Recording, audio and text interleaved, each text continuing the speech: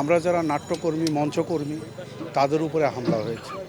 এভাবে যদি হামলা চলতে থাকে তাহলে তো আমরা বলে দেব যে আপনারা আমাদেরকে কতগুলো মারতে চান, কতগুলো লাশ চান, সেই লাশের জন্য আমরা প্রস্তুত আছি। আসুন, আমাদেরকে মেরে ফেলেন আপনারা, এদেশ থেকে সংস্কৃতি ধ্বংস করে দেন, দেখি কি হয়। আপনারা লাশ নিয়ে কত খুশি হন। আমরা যতদিন জীবিত আছি ততদিন আমরা নাটক করে যাব, মঞ্চ নাটক করে যাব, মঞ্চ নাটকের জন্য যুদ্ধ করে যাব। আমরা নিরাপত্তাহীনতায় ভুগি না, আমরা কাউকে দেখে ভয় পাই না। নাটক মোদের অধিকার রুখবে সাধ্যকার। আমাদের অধিকার থেকে আমাদেরকে বঞ্চিত কেউ করতে পারবে না, আমাদের এখান থেকে কেউ সরাতেও পারবে না। আমরা এই মঞ্চ আমরা ছেড়ে যাব না, যত কিছুই হোক আমরা এই মঞ্চ ছেড়ে যাব না। সারা বাংলাদেশের যত নাট্যকর্মী আছে, সংস্কৃত কর্মী আছে, তাদের নিরাপত্তা চাই, নিশ্চয়তা চাই। আমরা সরকারের কাছে সবসময় বলি যে আমাদের নিরাপত্তার নিশ্চয়তা দিতে হবে।